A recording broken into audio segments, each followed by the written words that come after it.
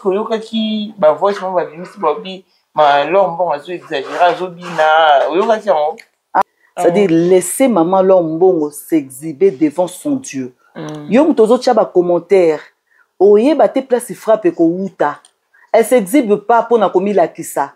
Quand l'esprit de Dieu est en toi, quand l'esprit de Dieu move en toi, c'est comme ça qu'on danse. Tu te contrôles plus. Tu danses, tu sautes, tu te déchaînes. Moi, vous sentez l'esprit de Dieu, vous sentez qu'elle est commanditée. Laissez-la, laissez-la louer le Seigneur. Et bon, sœur Eunice, bon. La sœur Eunice, bon, n'a vraiment occasion et Rosalane vraiment beauté, mais sa sœur, sa grande sœur, oui. Sa grande sœur, oui, parce que bon, en fait, bien sûr, Eunice pas bien, mais sa grande sœur, elle est très sociable.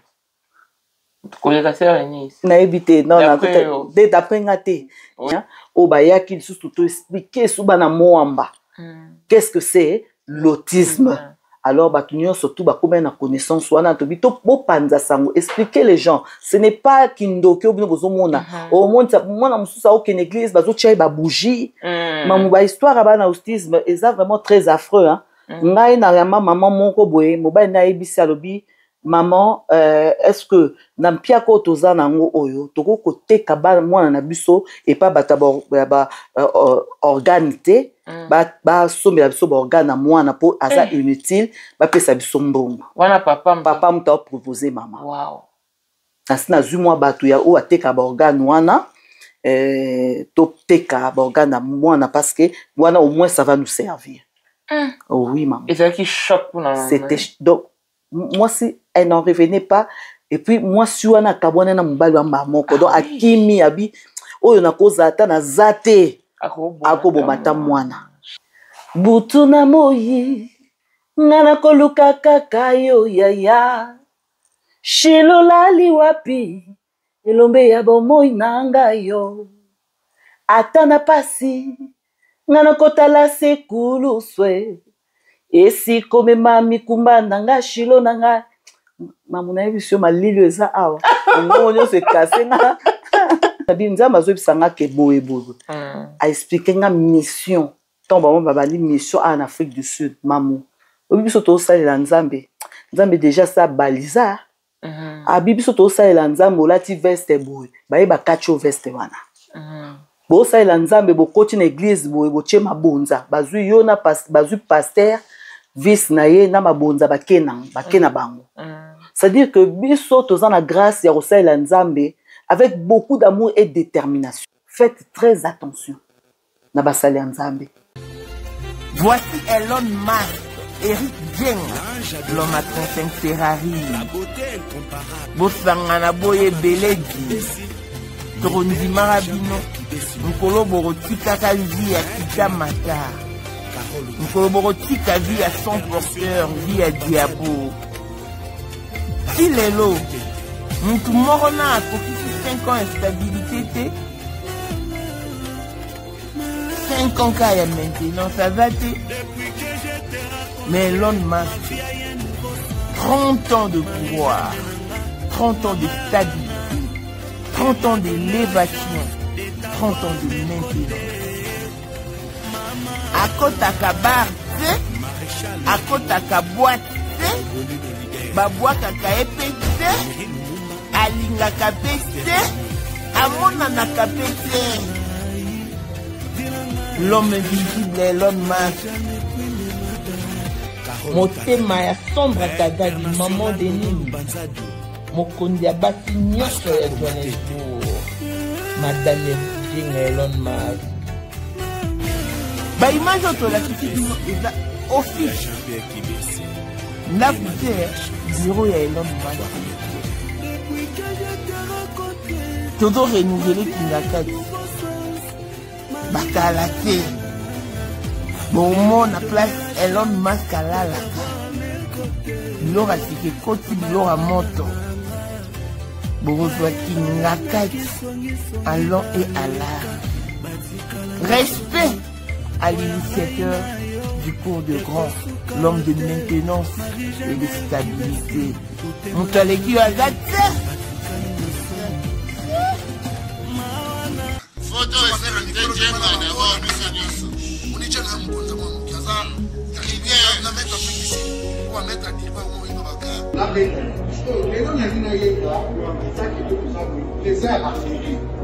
Mais pourquoi on fait ça là?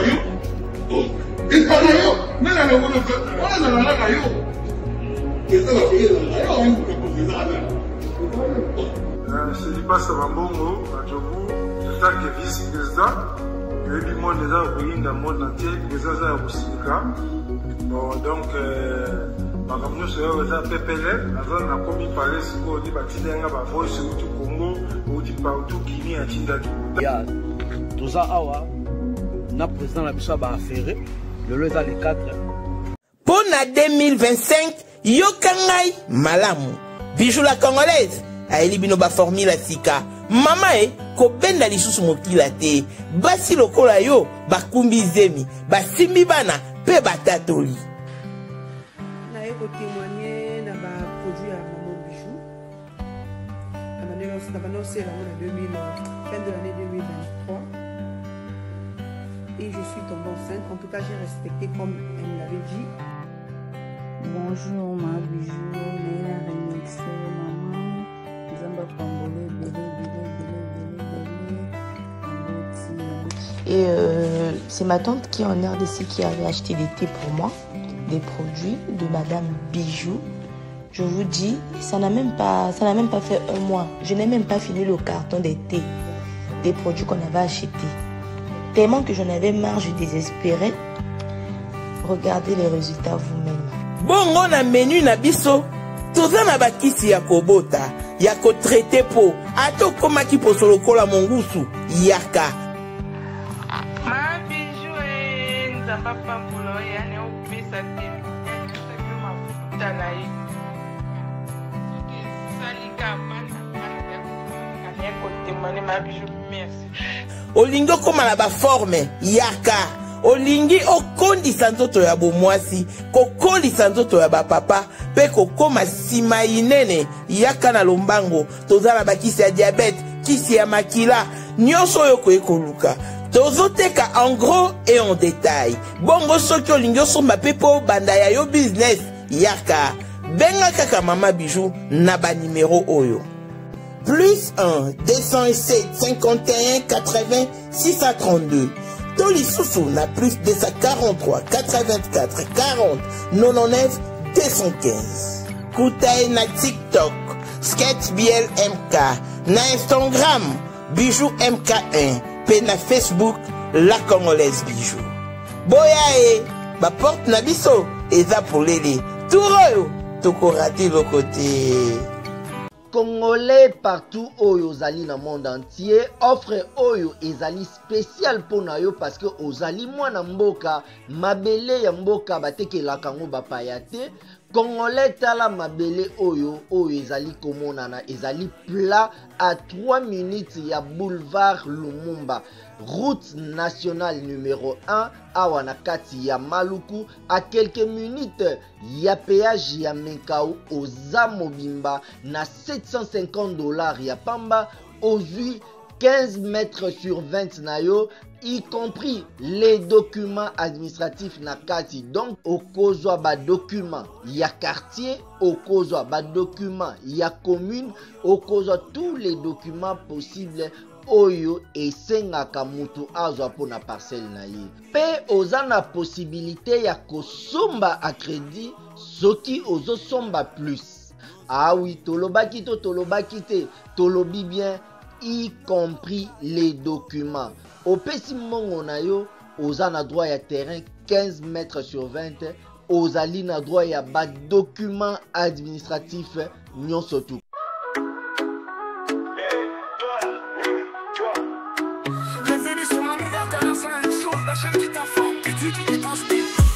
tu veux savoir plus, écoute ça. C'est l'heure de l'actualité, des analyses bien posées. Éducation, musique et société, ici tout est partagé. Avec Mireille Kalala, la vision est claire. Une chaîne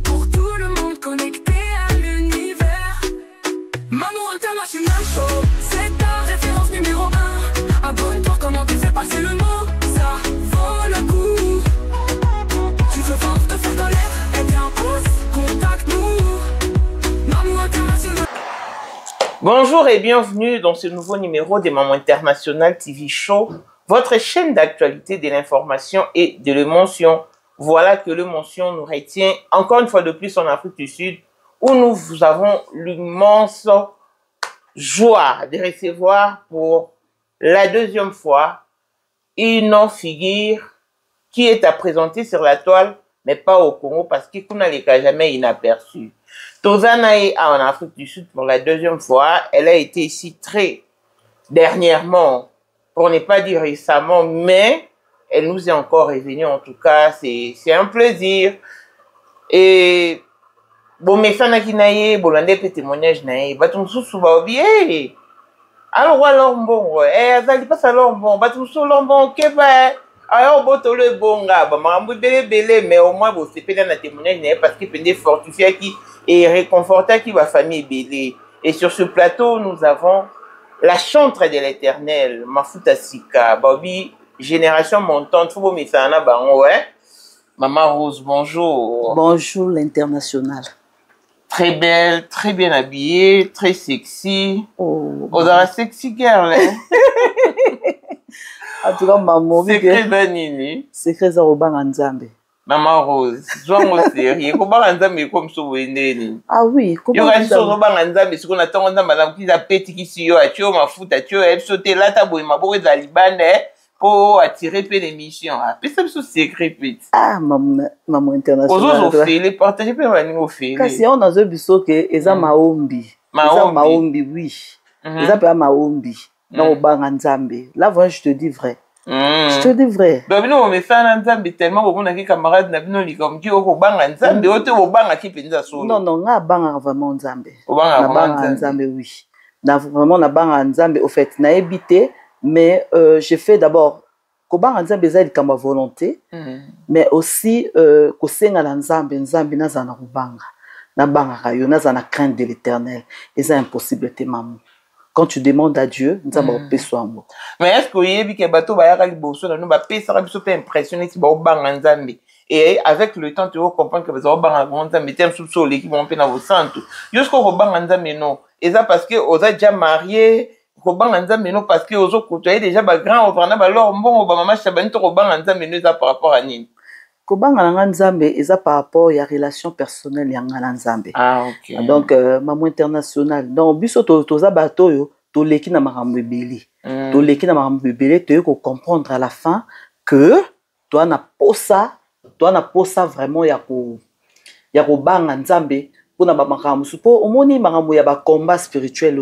Ça dépend ya moto na moto. Ça dépend pe ya origine na yo, bisika yo wuti, famille na yo. Quartier au Kola, bisiko zala na bekol yo tanga. Donc na mutaza na combat na ye. Ce que biso to comprendre que na niveau ba combat na biso, na niveau ya haine ya satana pona biso, il faut to tambola na kubanga nzambe, il faut to tambola na kulinga nzambe. Donc na ba niveau wana c'est pourquoi tozomi pesa to ça l'effort avec notre volonté, avec l'aide du Saint-Esprit pour na kubanga nzambe maman international. Ok, en tout cas, c'est une très sage réponse. Maman Rose, va tout que musique. Oui, puis pour Sambela. Ah oui, naïbo Sambela. Tout Sambela, non. Pour tout bandika, bon, si ngate mamoutia, on a prié. Saint-Esprit n'est rappelé aussi. Pour banganda, mais on est qui maintenant? Non, à rappeler nga au travers yo. À rappeler nga parce que au moni ermsusu, na mon ami na ba plateau, so no ba peso malobate, yo welisi. Non. Aura journaliste a rappelé à l'ordre albino non nga ndem na journaliste ba question za nga mitune za yo ya on a noz ya na binzambe communiquer kaka to sambela donc pardon nous va très poli on va faire aller lo to kami mi sukasto wonde là. Éternel tout-puissant, le Dieu de paix, le Dieu d'amour, Seigneur, nous venons vers toi pour te dire merci pour cette opportunité que tu nous as donnée de te servir aujourd'hui au travers TV Show, de parler de toi, Seigneur, et longo nande konanga mamu international. Papa toibete o nyoso tokoloba. Na tongo na lelo nzambe ekopesa o gloire. Laisse que tu puisses, Seigneur, comme tu as commencé avec nous comme Alpha, tu enchaînes avec nous comme Emmanuel et que tu finisses avec nous comme Oméga. Nous te disons merci. Au nom de ton Fils Jésus-Christ, nous avons ainsi prié. Amen. Amen. Voilà en tout cas, tu sentirais, Maman Rose, bonne famille, bonne papa, bonne pébana. Oui, famille se porte à merveille. Papa Célestin Yende, maman Marie que j'aime beaucoup. Il se porte à merveille. Na Kinshasa na bana nyonso baza malamu na Kombo na Yesu Christ. Boni yana bisali boso. Oui, elle se porte bien. Écoute, lobby okuna nazwaki na caméra vidéo avec son papa donc maman. Donc nzamba osala. On est na benga ki wana fier moi asale ninga maman. Na sa maman leki ninga bi. C'est que yoki mungongo ya maman. Donc ye ata papa zali tonga na zali au mona ye aroyana ne pas na ngai. Alors boya za ko se demander na oka su mungongo maman te no mona maman te l'air yoki mungongo na été vraiment dans la joie et puis bon ba geste na yo mo sentir vraiment que moi on a vraiment cépé. Mais est-ce que nous voyageons à comprendre que maman voyage? Oui, à comprendre. Au la kakaye pe. Na la kakaye na bisakaye na bimari na la ke kusali nzambe tikala na papa. Tikala na papa ko tungisa papa te. Po papa za papa, maman pas za maman, ngana za maman, mais papa pe fois que nous sala bo na be ko tungisa ete. Mais alobaraté, mayo kaka. Ayoka, mais est-ce que balba ete kata miwe ou bien un retard à langage ou bien? Non, on a un autiste msou balobaka. Oui, autiste balobaka. Bon Elon Musk. Autiste. Elon Musk, ouais, Elon Musk. Oui, il y a sud-africain à autiste. Alobaka. Ah oui, Einstein est autiste. Nani oyo Beethoven est autiste.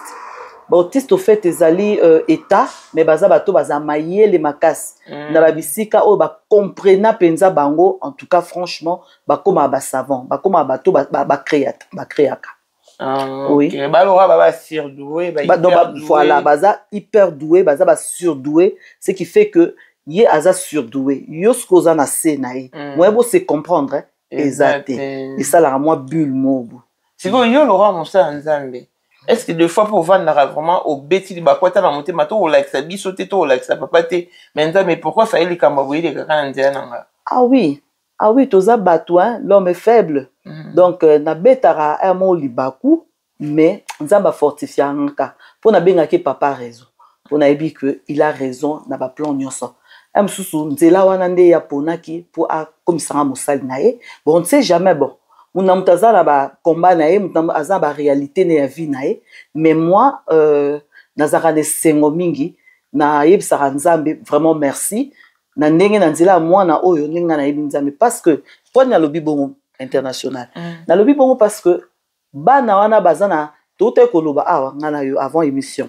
Ces enfants bazana salut. Baza déjà na assurance à salut. Parce que bango basai na bango lo moroté. Lelo so ke lelo e beti na ebi ke Marie Reine yendema aozala enlever. Oui. Banana Bautiste wana bazara na bango déjà na assurance à salut. Hein? Mais nzamba kotala ke o déjà za na assurance à salut. So pona zwa mama na ye. Aleka na nzela boye na boye pour ngana bana ko récupérer. Na pesa nzambe ka merci. Mais ça la m'appelle que ba cholo ba tout comme ndé nazo sambela miracle les autres traîner. Ah oui hein, il y a des regards des fois au monde hein, on trouve vraiment hein, bah regard mon ya bien té mais je pense que na otero sa petite sœur na nga binga nga sepela na ba jaloux na sepela na ba choli na parce que ba onde ba sala que na poussa na lisusu liboso nzambe na za sous relationnel na nzambe na lukasu nzambe na profondeur na sa petite sœur na nga Suzy oya lohaka. Donc, je salue aussi son mari, papa Aimé, où il a disposé ton aïe, papa Aimé Mwanga, pour accompagner à Djoubou, parce que Bazana Pretoria, vraiment que Dieu a bénir Bango, a Pambola, Libotana Bango, a Kanissa Bango. Maman Rose, émission tout ça qui en tout cas Pambola Bandegwebele, n'était sur télé va commenter. Ah oui. Baloba qui en tout cas, maman la première fois, une maman, ou avant dans la cour, mais elle a expliqué autisme avec autant d'assurance et autant de réflexion en fait. Voilà. Analyse nous a qui réfléchit sur ce point. Mais ce qui va tout bazo chula, parce que si tout fait là, moi on a besoin awa, abotamaki bien en 2009 très bien sans anomalie et tant que moi nana akokisi parce qu'akufi na 14 ans asali 7 ans na maladie donc tant akokisi 7 ans maladie bandie maladie on nini tumeur na cerveau mais et comme ça moi na kizengi moi na miso ke likolo maboko esali boye makolo esali boye au moins information tali moi na kizengi moi na comme peut-être ko tanga soi mais yo au moins boto autiste peut-être aux autres traverser un moment en été mais depuis boto autiste on a sa première vigueur na yo azana no mais maman ozaka na assurance na boti moi na nga bien tika na bota ba na nga mibale na kula na bango et subitement moi passé le 28 avril elle se vit arracher son deuxième fils moi na ki kaboy mais avant moi na kindi akome ko mona te donc mama kambo belé donc au moins moi si moko boya kitoko a comme dépassé par l'événement dépassé par le poids de ce qu'elle vivait à Sané à baby nanda ko se faisait souter moi je n'en ai tolo babutu kunde moani avant-hier Jésus son côté na page TikTok nanga iso côté na chaîne mes condoléances à elle comme ni maman Solange mito bena papa André maman Solange donc au moins mutaza abattu yo lobi mwana na yo oyeba nzambe na nzela mwana mais ye pa komaki combattante na nzela mwana na ye akomaki koluka nzambe komata ba retraite donc abenga mwana na ye sujet ya komba na nga combattant na nga prière siko mwana akufi mpona yo mona ngo échec total nzambe adecevoir ya eloki ete mama ano koyebiseni d'abord bon nga naza na ndenge na nga ya koréfléchir mpe komona makambo avec l'aide du Saint-Esprit moi ce que je veux dire que maman c'est-à-dire que au commis ou achevé combat na yo c'est-à-dire que cet enfant Dieu le récupère au monde mamunde to vivant na mokili ba te belé ba bossa na kake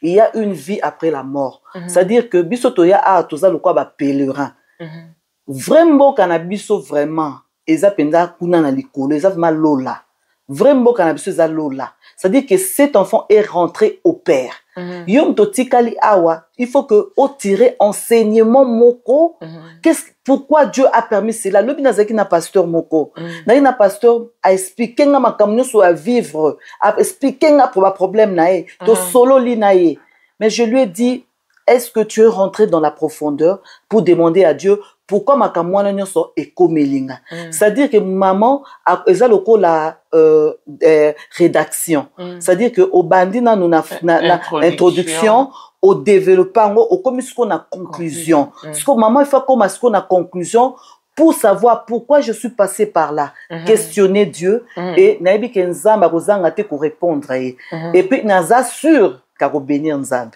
et puis tout ça sur na kam so ça va to côté bena fa c'est je na biso tu vas dans l'Afrique du Sud, tu as une insécurité, babomi mona jobu. Donc surtout quand on a non ok, parce que baozi la depuis hier. Mais c'est bon, le bina qui empêché de le non qui les messieurs na kabona maman Rose. Moi na autre chose diplôme. Alors que ça 20 ans donc super dans quelques jours. Papa na maman baki msala balé qui ne baki classe il y a autre chose à diplôme à côté université autant en ligne alors qui na tona katia ndaku na bango abongisi ndako asali potopoto nga banomela yo kiti bazo sonner neti suki nini pa mutakotele na ndaku abonye a chubi bambeli donc famille na baza par terre moi na bango liboso na éviter so ko zapena likambo et ça bango et aussi pour l'insécurité dans l'Afrique du Sud, de fait la rabana à tout bout de champ. Message de la part, il y a mon salle Nanza, monsieur, que quoi apaiser ma bota nanyos. Courage à vous, parce que comme on dit, je mérite Ndaya. Je mérite Ndaya. Vraiment, mes condoléances. Moi, na papa Christian, na maman Bijou. Oui, moi, na papa Christian, na maman Bijou. Et mes condoléances d'abord à la famille. C'est vraiment dur. Courage à vous. Nzambe. Des fois, c'est incompréhensible ce que Dieu permet. On comprend dans côté.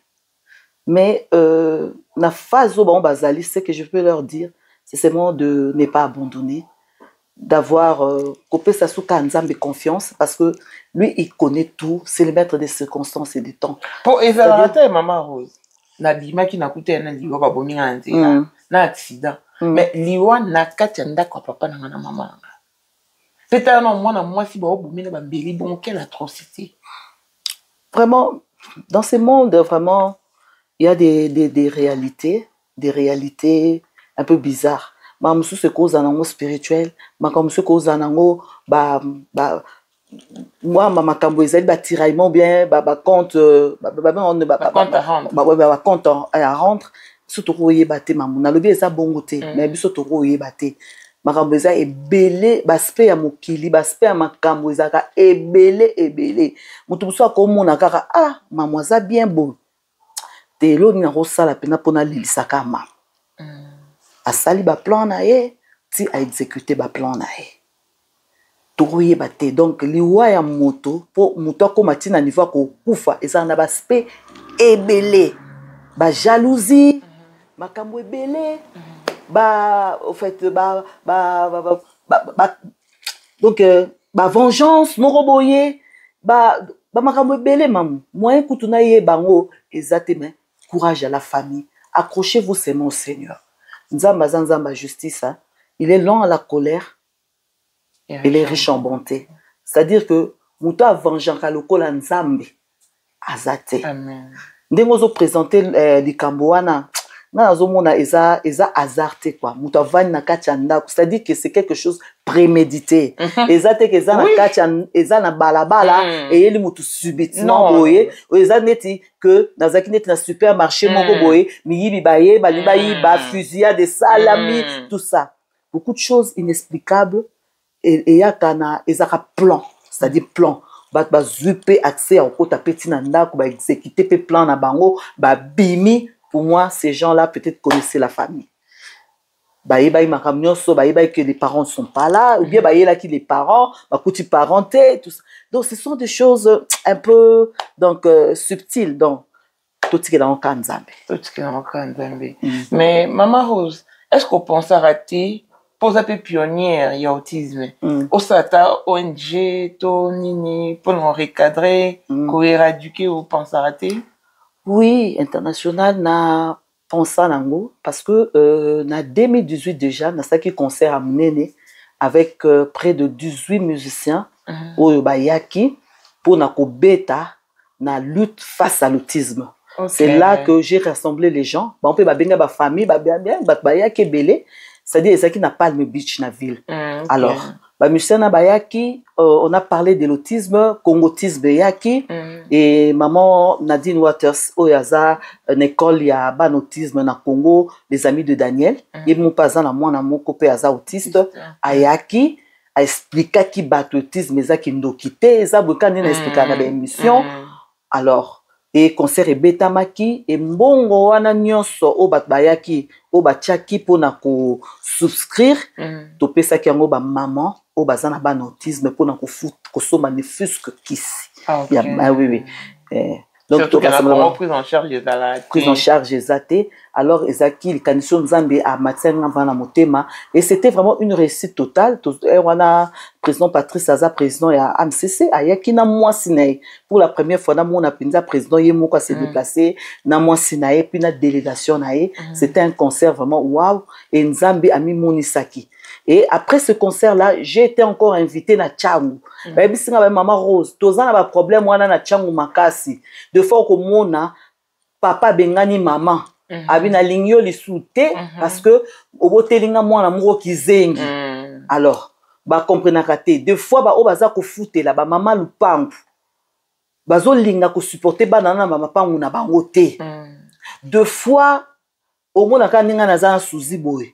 Na tikeli suzi peut-être mwana a sali ba matière fécale na nzoto suzi aboyi kolongola na kosimba te ba biloko moko ya ndenge wana. Alors il fallait ko sensibiliser population pour na koloba ke bana na bazala ndokite et ezali état ya moto so pour landele on a bo mwana pe akoki ko zonga penza ko zonga akomi zonga sa penza.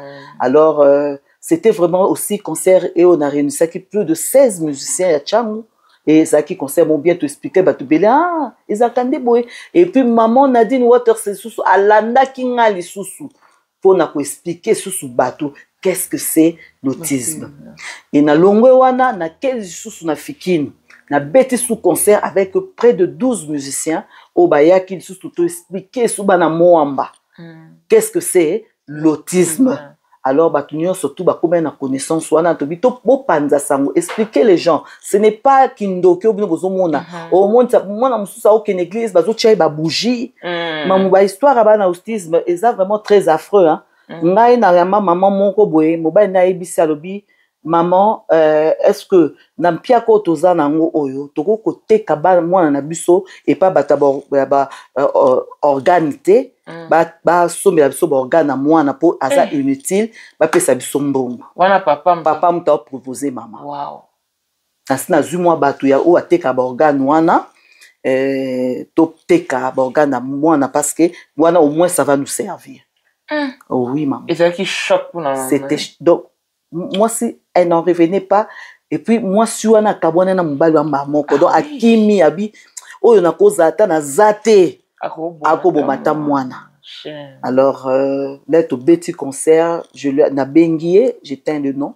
na bengié na pesi mbongo quelque chose oyo to récolta ki na nani ba souscriva ki penza na ba oso manifeste que kisi moi na zana pampers c'était sombela moi na pampers et tout ala covid ekoya tant covid ekoya moyen ko sala susu ezaki susute et puis na yokotika pe mama musique dans l'histoire d'ailleurs na yokotika mama musique na lukambongo na sala nini parce que moni ba ko organiser ba concert les avons charge hein na yo mona te na kota bu ba faire na sona sabo basunga na bango nzambe te j'ai vraiment lamentablement échoué et ça qui que na zonga lisusu nzambe habite zonga suna makonanga depuis lors na yoko zongela suna 2023 donc ekomika ba invitation ba concert tikino lelo mais je pense que il y a 4e édition et que ça les manafuna nazuluka 4 moko ya bien avec tous les amis musiciens au ba accompagnant toujours les prédicateurs tout ça moi quelque chose de sous pour na kosuna ba maman wana en tout cas eza bien oui pourquoi elo quand même matinga yoza pionnière omoni wana facilitors alors bon maman Chavani ba Eunice ba papa Henri papa ba frère Patrice au sein na bango réunion o expliquer bango projet na yo bokomi po ba ka wana ezebele o peut-être la première musicienne to la première star o a eu courage o loba kena bota autiste o ba msu ba bomba siko soki mutu mo ba daki désespéré moni ayekuta ki to ko baza bien bo abota autiste a opeso confiance facilement mon yosko ko za penza me peut-être bingo na corna e na chant na epo o véhiculer message na sens on a apaiser ma beauté belé donc on négligent oté et après on salo nzamba pesio donc aux appels na facilité on étant que leader d'opinion sur le bi ba yoka et ba banoya ba no pesa pe ba mo ba mbongo ata tous les mois ba pesa rabo au moins la facilement on se retrouver na mbongo na compte au salika iniment compte mon ya autiste oui gaga avec Azali pe akozalaka kaka Poyende number 1 mwana liboso nzambe na matière akosalisa awa esengi ozwa penza papier ovanda na kiti pe oyoka malamu. Sais-tu qu'il y a une solution à tout problème? Kosukola kati ya mwasi kolongola myome na fibrome kokumba zieni pe kobota yango nde spécialité na biso bongo kosukola kati ya papa ko elimine matako ekufa kokolisa nzoto ya papa pe kopesa ebo pikiliki bwa bokundu bwa nzoto wana pe ya biso pona loposo na yo kovandisa bonzenga na yo toza na sekele bongo pona autisme diabète hypertension to hypotension toza na sekele bakisi na biso o esalami na Allemagne pe Londres bakisi esalami na mboka mondele sont mis à votre disposition. Yonde, zo téléphone, pe benga diso. Papa ozoko koboti sa moi cité. Posta nzoto sila yo, ki mobali ete marate. Awa, bo pikiliki na yo, ekozonga. Maman, au côté ménopause, makila e katana, règle abondante, to okoma frigide. Yeka tozana sekele. Nyoso awa, ikoma réactiver o. Yo mutozana ba trouble. Dépression, insomnie. Solution na yo ezali. Benga biso na plus 44 74 05 65 35 48. Gasker, les soirs des désespérés. Na seki pour solution na yo ezali. Donc Voilà, maman Rose. Et après, elle est un peu sur négligé. En fait, ça a raison. Peut-être que dans l'Afrique du Sud, 2 fois, tout coûtana. Pour tout l'obilango et motiver au lycée des Ongisayo.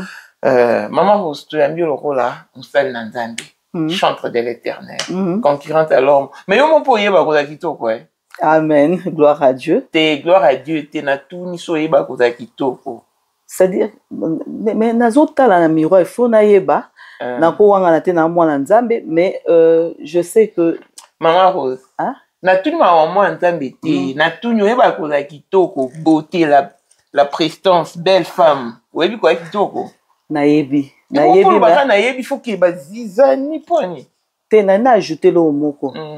Na yebi, mais j'ai ça à la disposition de notre Seigneur Jésus-Christ. C'est-à-dire que nazwara yangote pour n'a pas abuser nango. Parce que au-delà de ce que nous sommes aujourd'hui, il y a une vie là au ciel. Donc ce oza moto yo oza kokanga parce que oyo eza mondain, c'est la mondanité. C'est-à-dire que eza le quoi bien matériel. Il y a le quoi teva munene mamu o eza awa, il y a le quoi bakicha mamu kitoko o eza awa. Si tu ne sais pas user de ça, il y a un monde qui sala que au côté fait le lobby. Il y a un monde qui sala que ozika moto lobby. C'est-à-dire que je me retiens, je dis gloire à Dieu. Ça veut dire que gloire à Dieu parce que le bani pour y a quand même la gloire à Dieu. Ouais. Bien sûr, c'est extrêmement beau rappeler sous bateau. Yeah. Que tu es un chantre de l'éternel. Ah. Butuna moyi. Ngana koluka kaka yo yaya Shilolali wapi Elombe ya bomoi nanga yo Atana pasi Ngana kotala sekulu swe Esi kome mami kumba nanga shilo nanga Mamuna ebisyo malilio eza awa Ngonyo se kase nga Obi que dans l'exercice t'avana ya awa. Non mamu go sala ndeni vraiment. Toi tu vas ça bon, on est bandit. Na nazo sala ki na suzi, na bi bana ba bébé ba sala nini. Obi que so na monika mwana mukena mituna mwana oyo azo sala nini pour à vivre pour nga mukolo de nazo lela. Ah, siko on nyoso zo bono ne bandité. Tango ko banda siko nde. Na so mamu na aéroport à Djobu na ebisio. Na mituni na binzambe nanga. Oyo malili batie ba split na 50 soki na 2 degrés oh toni natala ba split eza nulle part ma malili naturel et Benjamin tabeba longola ba ange au moins ba conséquence batika o chauffa muke batika o chauffa ke voilà maman Rose au beti ba tourner na Afrique du Sud première année on beza que ngana nzambe to sala ki calendrier maman so na ebisio que tout dépend de Dieu. C'est-à-dire que ngana ebisi nzambe papa pardon. Mamu que batu baleka ngana mbongo bapimi na ba visa. Eza ndeko mo alobi ah mama Rose nga kutu nazana boy bapienga visa te yo pena ba kopesa visa pena na kisasa. Ngana ebisi ngana zana Jésus Christ. Amen. Na Jésus Christ. Nzamba kopesa nga visa. Mamu ba compliquer nga te na visa. C'est-à-dire que na aussi ça ka pour ba pesa nga mois 3 mois ba entrer bon na ibi peke esilité. Nzamba sa souffrir nga mboka moko mais na olobango awate. Nzambe moko yebi. Lobi na soina pasteur moko aibisinga maman nga na bisinza na bisena bi nzamba zo bisanga ke boye. A expliquer nga mission.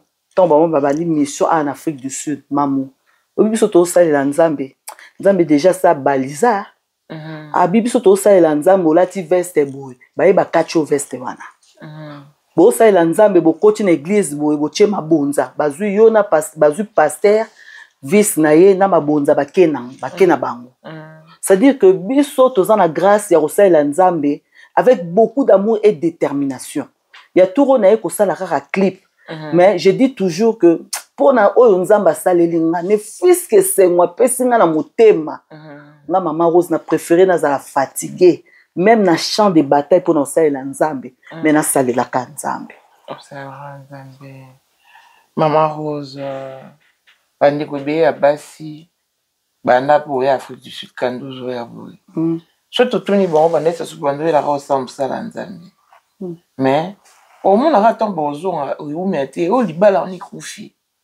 Libala ni koufi pour ni au admin producteur ah. Et on a tout ni maman Rose. Tout va bien. Hein? Pour moi, on va nous y comme ça 2 minutes. Quand on a fait ici deux, on a fait quand on a nous y mabango. T'es dans mon émission mon pinozo balaser mon cause.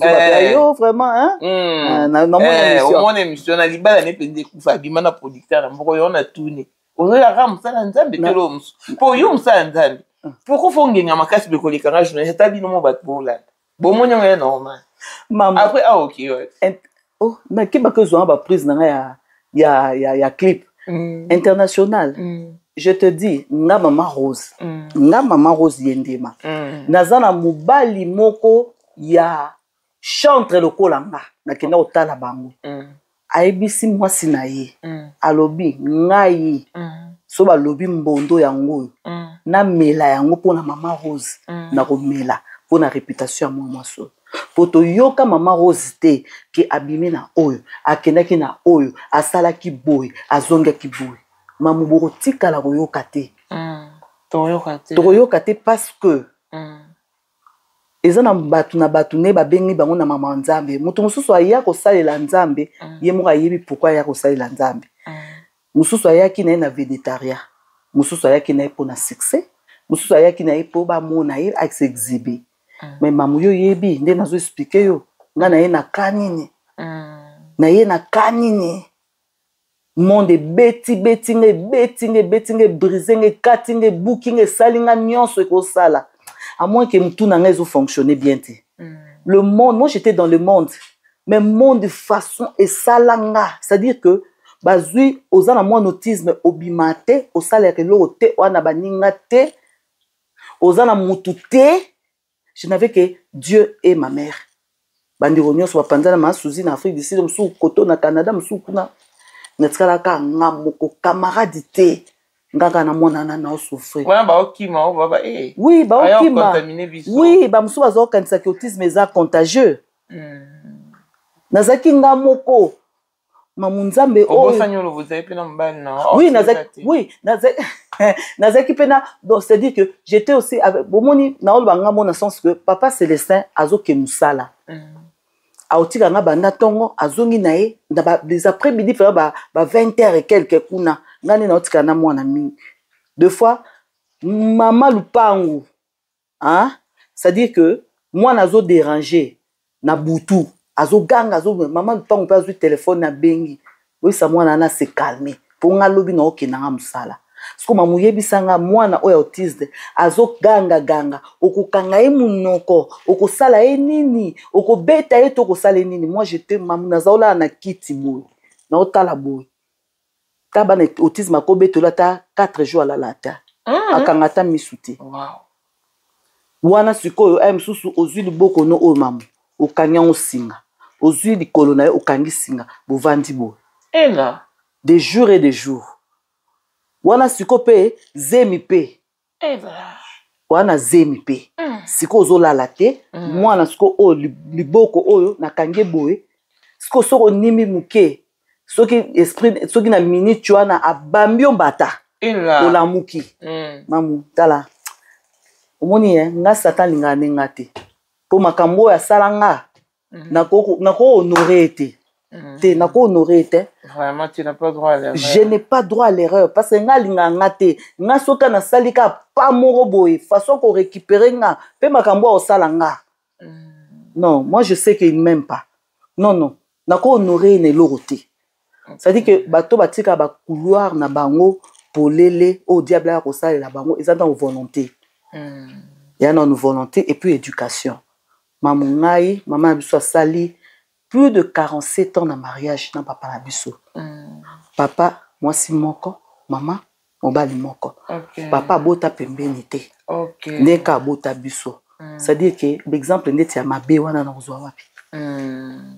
Mais n'est pas ça boy quand même tu es une très belle femme. Mais moi ba tentation pe yaka au salande ni pour on peut ça peut ba ndom sous conseil. Ça dit que ba tentation et yaka. Ce qui est moko zomitika, tu te laisses aussi tenter. Oui, oui. C'est quoi, au moins, et na mona bateau basala bon quoi, c'est tout basi hein. Le roi na bon sans esprit. Po au moins mon bala o lingo boy. Maman ko zo mo te pa balo. Non. A linga po a dévaloriser o. A linga po a découvrir kaka. A si son valeur no ki bo moi si. Au lobby so beaucoup tani ne o ça peut-être na makasi hotel na misu te officier regarder. Yo siko yo kantani c'était ça succès ça beauté, ça ko sans esprit.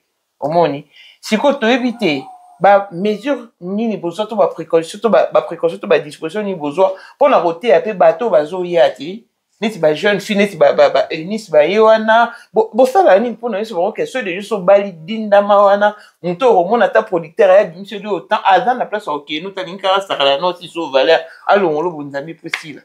Première de choses, quand Dieu t'appelle, il te donne la vision, il te donne la provision.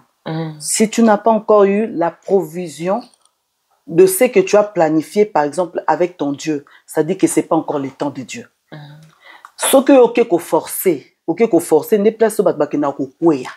Vous savez, les Arayanzambe, comment ils chantent de l'éternel, yo comment luka na force na yo, musala eza yote, mukolo musala zali, okomo luka na bima na producteur oyo, na bima na ingénieur oyo, na bima na chanteur oyo, ndeko kaka po na facilité moko boy. C'est que tu n'as rien compris, maman. C'est que babenga yote, oya na on s'improviser. Parce que moi j'ai dit au Seigneur, ngata on a tiré maman nzambe na komo luka mbongo maman. Na oke na luka mbongo na komo teka mai. Na petite sœur au Canada, to seulement accompagnement boto to teka ba mai. Maman, nzamba ebisanga bi. Nga, je ne te veux pas là-bas. Ma prophétie comme moi, déjà na R1 à l'époque, on a 7 ans. Il dit que maman, si tu ne travailles pas pour Dieu, Dieu ne va plus te bénir.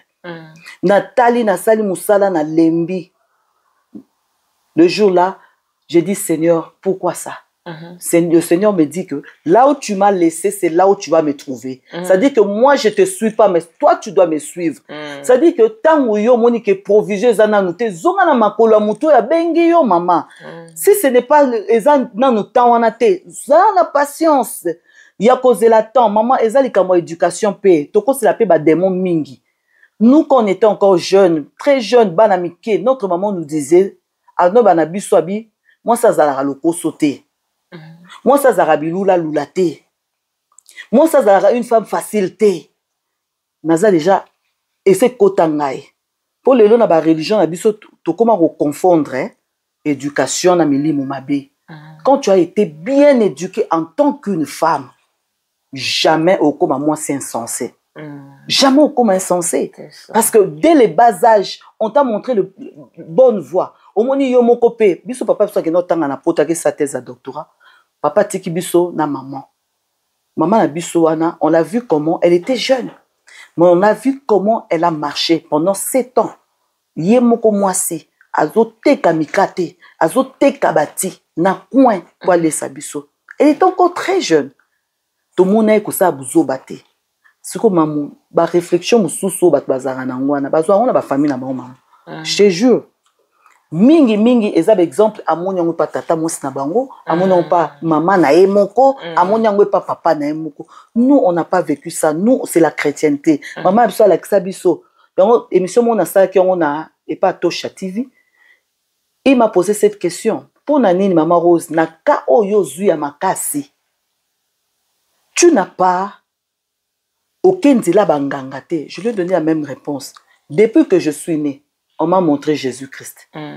Baïbi sanga que quand wana est très dangereux, au kosu kamabe.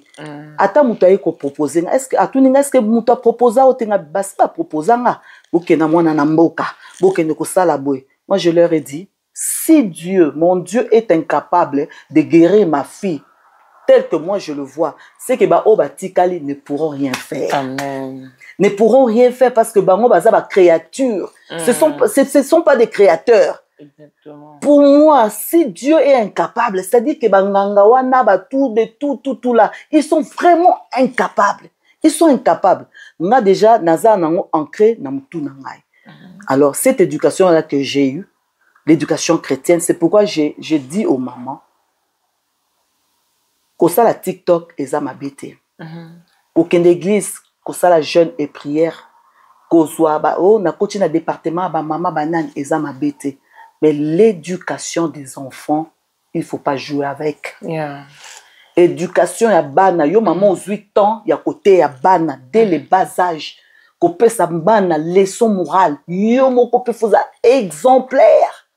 Na mona ba TikTok mona maman mobimba zo bina zo sa sondeni bazo tuna bozaka na ba famille te. Ah voilà. Bate ya binote.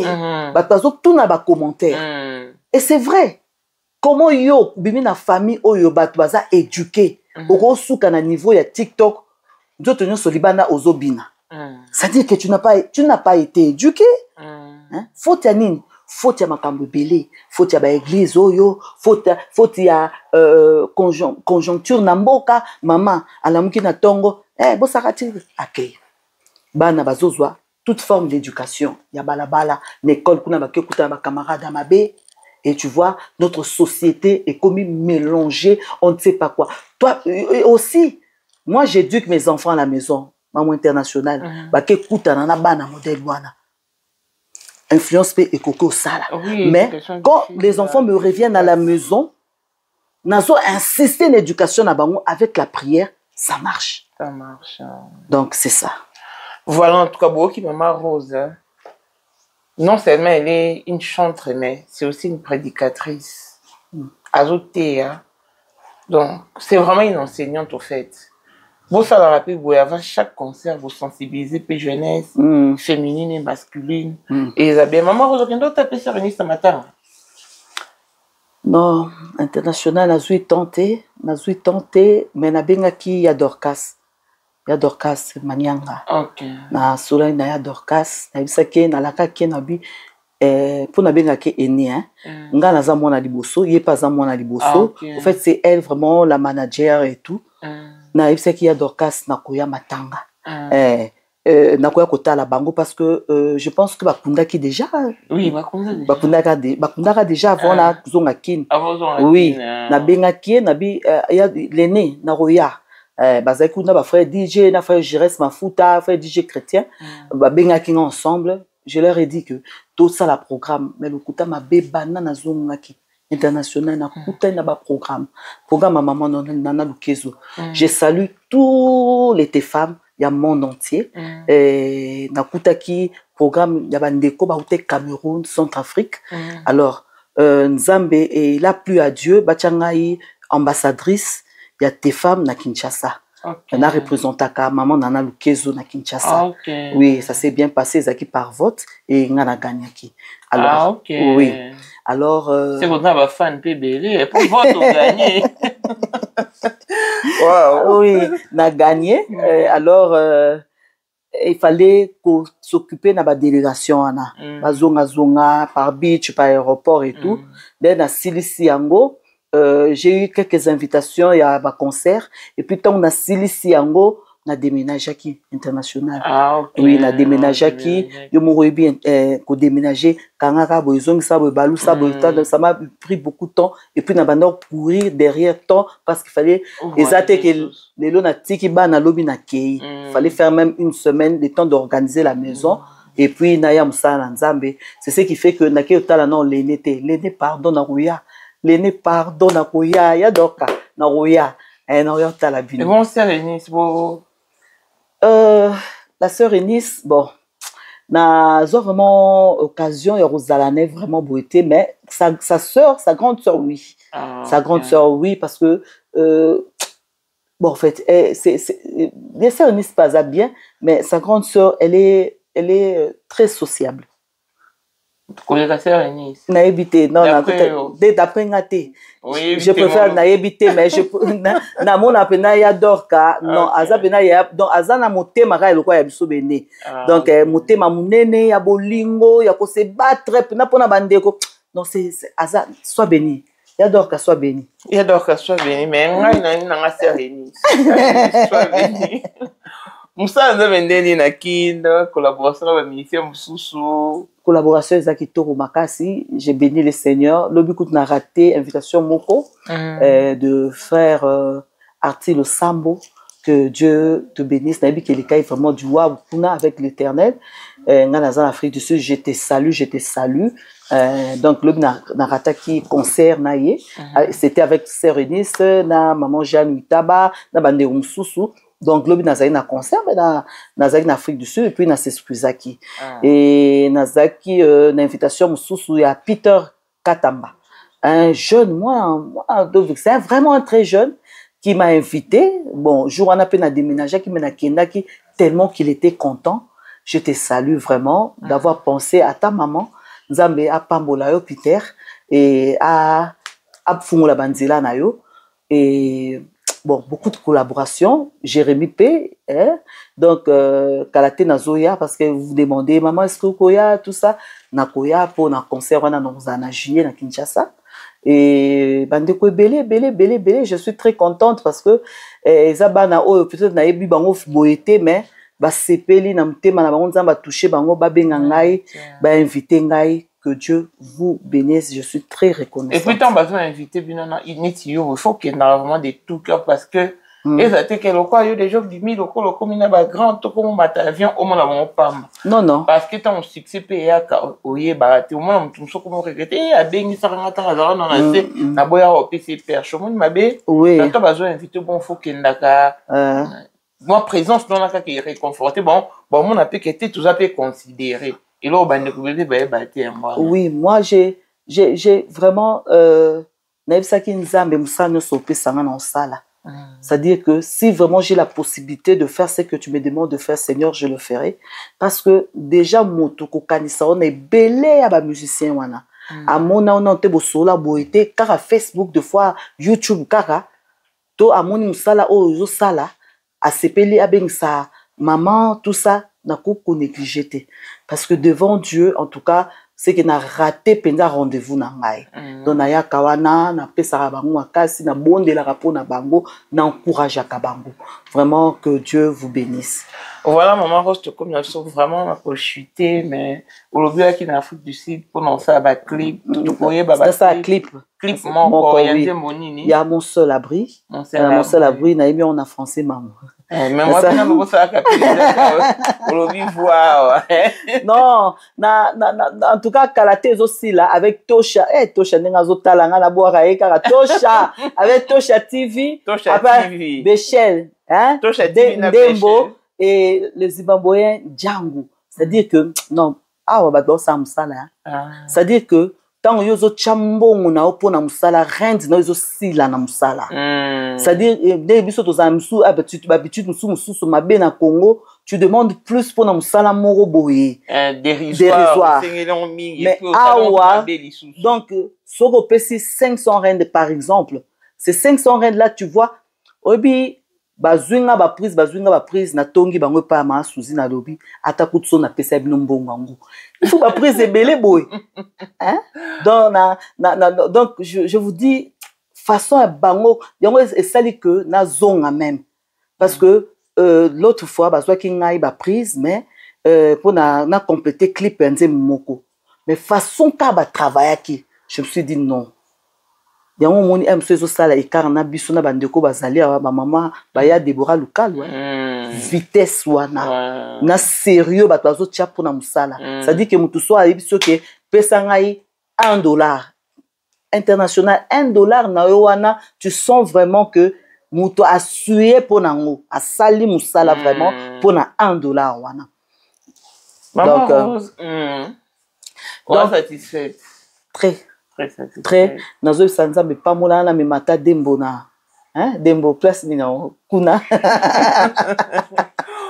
en tout cas prochainement sur l'Inouïa Afrique du Sud faut vivre toi tu as chanteur de l'Éternel tu as Julia Kapinga ok oui Julia Kapinga d'abord il m'a Mike Flo oui ok je vois tu as Bénédicte Kalula baza penza donc il y a pe bandi ko na basi ba chanteur ba ko pe ba yambi ba tambusi yo poyo osuka kana Pretoria donc il y a pe o s'organiser tout no la Pretoria to ili jubu ba mise penza bazali ba didi fire bazali donc il y a pe ko organiser pe concert na Afrique quand même ça l'eau bien donc dans le prochainement il faut y bisanga et puis na Tchabino en contact. Boyo quand d'abord s'organiser le mot ba annoncer boyo betata concert à l'église ezali. Oui. Quand la prétorienne pasteur Jean-Claude Ndibou, ba pasteur Charlie Moubiala, en tout cas ba l'église ezebele o kendo beti ndebo pe ba mesana. International, merci. Nzambe vraiment a touché vraiment les apôtres nangai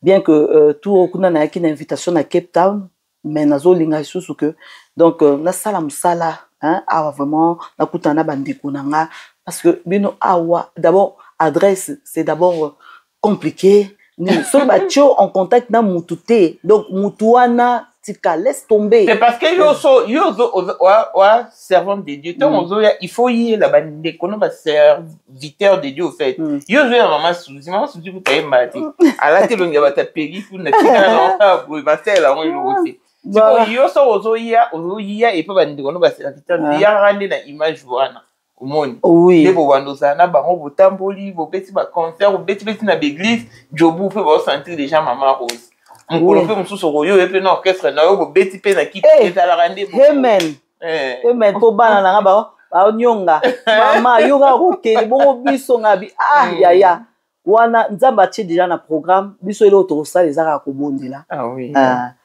donc voilà tout comme na suka na petit chose na comme susu za na yo loba oui likam na za yo loba eza d'abord que yeso azozonga toza na crainte nzambe ça dit to cha volonté pour na kobanga nzambe to linga nzambe surtout ça donc et l'autre ça que mingi quand tu aimes Dieu tu vas craindre Dieu quand tu crains Dieu Dieu va te bénir ça dit que fais de l'Éternel tes désirs te donnera ce que ton cœur désire donc ngai pe maman Rose na tei bino ndenge wa c'est dire c'est pas que je suis spécial que na kokatonde nini mais mukio partage na zanango yango wana na zo bino bandeko na ngai secret penza yako au fait ya koza la proche de Dieu ezaka liloba totanga liloba na nzambe vraiment régulièrement et kosunga biso mingi na avancement na biso sans plus tarder donc na pesi ba mbote na chéri nanga papa Célestin Yendeba fan ya maman international na ebisio déjà lobi na poko pesa mbote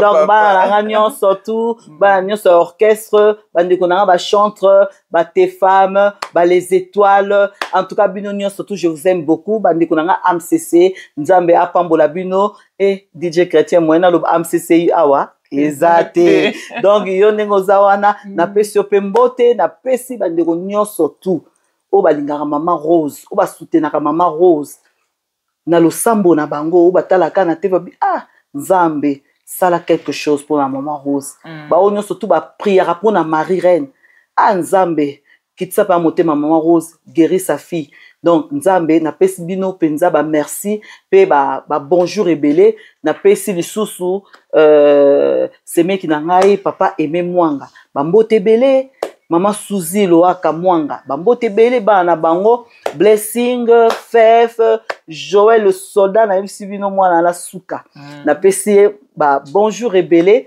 et ba maquilleuse na ngai nyonso le big manager Noëlla Boulianda ainsi que sa famille Kangamina nyonso Linda et tout na pesi no bambote ebele et babeshe beshe ndazo talanga na tosha mbote na bino nzamba pambola bino voilà absolument pesi papa Aimé Mwanga mbote ebele merci aussi pour sa présence et maman Suzy Loaka en tout cas merci otambola kana ya ça ya dans ba boni bo to pilier minya okanga mana star makasi boyenini maman Suzy voilà donc grande a été notre joie de vous savoir connecter et je sais que cette émission va vraiment vous bénir mais toute dernière question est-ce que yokaki ba voix mo ba bimisi bobi ma lombo azo exagérer azobina oyokaki yango batika ko fepela ete na concert babeta ine nisi ya za mwasi ya libala mwasi nena azobina azosala n'importe oyokaki yango tu sais moi un jour maman na ngai ekotala nga na concert moya ndeko ya maman Ada Maunga a invité nga na showbiz façon na banda ekobina maman da tozongi na ndako ayibisinga mwana nga kobina raboye te nga na bise maman faites maman je suis ta fille mais je suis servante de Dieu fais très attention parce que moni David tant à bina nae. Moi, ce n'est, oh, tout ça. Cette femme-là a été frappée par Dieu, la stérilité. C'est-à-dire, laisser maman Lombongo s'exhiber devant son Dieu. Yom tozo tchaba commentaire. Oye bate place frappe ko wuta. Elle s'exhibe pas pour na komi la kisa. Quand l'esprit de Dieu est en toi, quand l'esprit de Dieu move en toi, c'est comme ça qu'on danse. Tu te contrôles plus. Tu danses, tu sautes, tu te déchaînes. Faites très attention. Moi, vous sentez l'esprit de Dieu. Vous sentez qu'elle est commanditée. Laissez-la. Laissez-la louer le Seigneur. Laissez-la. Hein? Quand elle sera plus de ce monde, laissez-la louer le Seigneur. Pourquoi elle loue le Seigneur comme ça? Maman, international, tous les témoignages,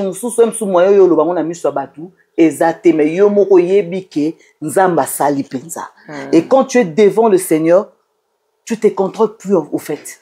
Donc faites vraiment attention et vraiment respectons Basali Nzambe. Voilà, respectons Basali Nzambe. Ma voix sur une illustrant puis une émission. En tout cas, il y a des déborder que vous faites. Va déborder moi mingi. Nous sommes pratiquement arrivés à la fin de notre émission. TikTok, Facebook. Ah, TikTok, c'est Rose Yendema Lohaka. YouTube. Et on dit que les jours en attendant qu'on tag na TikTok na compte noir kala. Après na yako zoma ce qu'on a compte noir actuel. Ah oui, c'est-à-dire que international l'air na banda ki wana balobi ki wana ezana monétisable te. Alors l'air na yako longwa na yako kota siko wana ezaka Rose Yendema. Mais oyo ezali o asikeza Rose Yendema Loaka. Rose d'abord na Rose Yendema Loaka na YouTube. Na YouTube Rose Yendema, maman Rose Yendema. Facebook Rose Yendema. Donc je crois que vous avez suivi et bah WhatsApp peut s'arrêter hein. WhatsApp n'a pas ça na maman. Elles quoi ça? 085 36 toi afficher ka numéro 311 oui, afficher ka numéro nanga. Je suis ouverte. Mais koyelanga makambo ya buzobate koyelanga ba mondanité et tout quand si tu veux m'inviter tu m'appelles avec respect pour un concert pour un respect pour la boyer pour la gloire de Dieu matanga tout ça oui et puis c'est une femme mariée mère de famille donc elle est épousée mère. C'est vraiment la fin de cette émission. Que Dieu vous bénisse. Restez branchés au programme de Moment Intentionnel TV Show. Longévité et bonne santé à tous. On se retrouve très prochainement. Bye bye. Bye.